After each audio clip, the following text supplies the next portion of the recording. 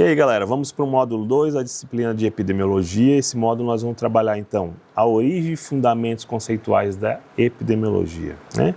A epidemiologia é um estudo fundamental da saúde coletiva. A gente não pode esquecer desse processo.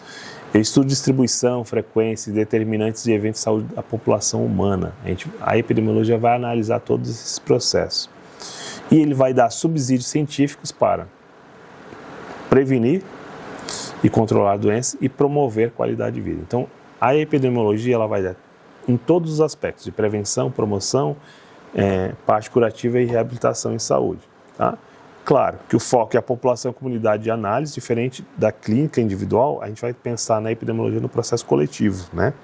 E a origem do termo epi, né, que é mais demos, né, então é sobre povo, logos estudo. Então, epidemiologia está falando de estudo sobre o povo, né? Por isso que é da questão da coletividade. A epidemiologia ela vai fazer uma análise coletiva de um determinado grupo de pessoas, tentando entender quais são os processos de adoecimento daquela população, as potencialidades e as fragilidades, para que se criem estratégias para diminuir ou acabar com algumas situações de doença. Como a gente pode dar o exemplo da vacina, né? A vacina é um dispositivo preventivo, né? Que vai trabalhar as questões de uma ação preventiva, na verdade, e que vai diminuir ou acabar com algumas doenças. Então, nós tivemos em alguns momentos, algumas doenças foram erradicadas no Brasil, principalmente pelas ações das vacinas. A partir do momento que a gente perdeu, e principalmente na pandemia, onde se diminuiu bastante o índice de vacinação, afetou em algumas doenças retornarem à nossa população.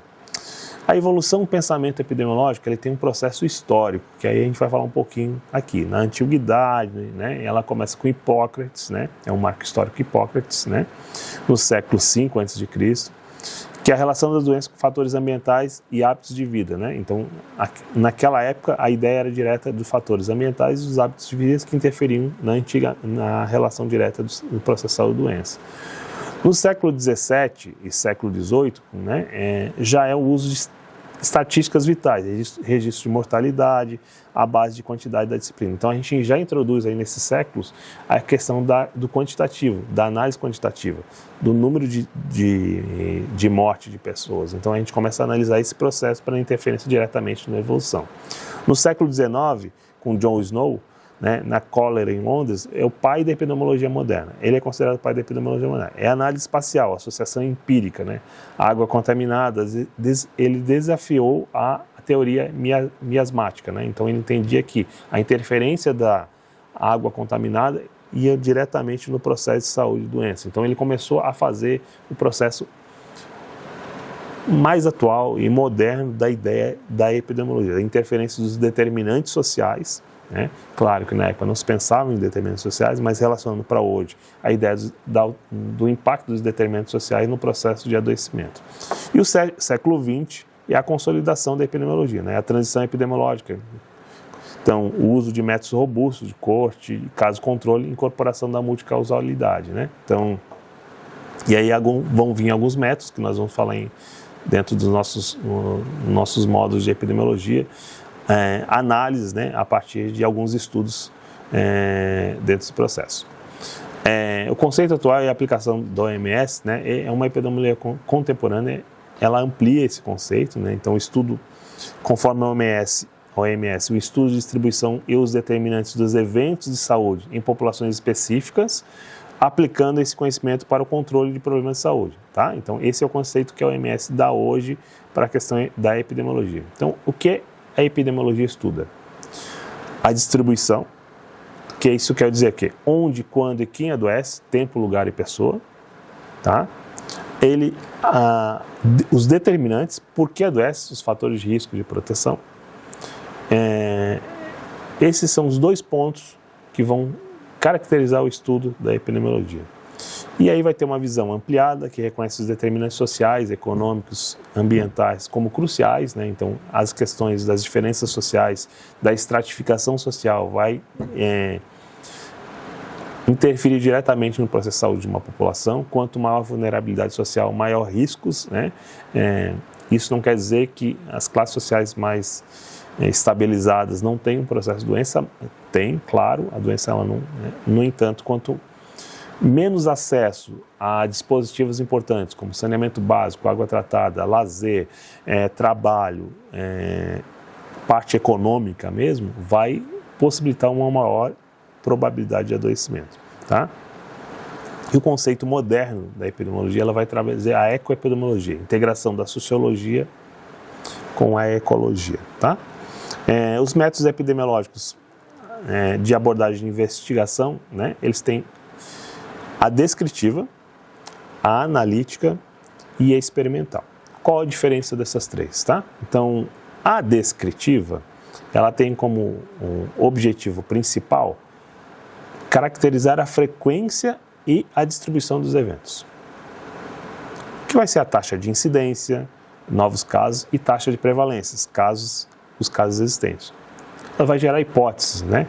Então, monitorar tendências. A analítica, ela vai ter que investigar associações causais, então, entre o risco e o desfecho. Então, que aí vão ser os estudos de corte, caso controle transversal, que vai o quê? Quantificar o risco, né? Fornecer evidências robustas, né? Dessa quantificação do risco de adoecimento. E a experimental é testar hipótese, tá? Avaliar a eficácia das intervenções. Então, ensaios clínicos randomizados, padrão ouro, estudos de intervenção comunidade. Então, essa é a partir da base científica para recomendações clínicas e políticas públicas. Então, esses três abordagens, elas vão traçar o que hoje a epidemiologia ela estuda dentro do processo. E aí, os indicadores e desafios, né? Os indicadores essenciais no processo epidemiológico são a incidência, que são os novos casos, a prevalência, que são os casos totais, e a mortalidade e letalidade, né? Então, o índice de mortalidade e índice de letalidade. Tem também as medidas compostas de carga de doença, que é o Daily e o Quayle, né? Que são também um indicador que vai mensurar a tendência da saúde coletiva local, ok? Desafios contemporâneos que nós temos, aí é o quê? Aí, claro, nós temos uma tríplice carga de doenças. O que é a tríplice carga de doenças? São doenças que a gente não conseguiu ainda dar conta, né? Então, as doenças crônicas, cardiovasculares, infecciosas emergentes, como Zika e Covid, tá?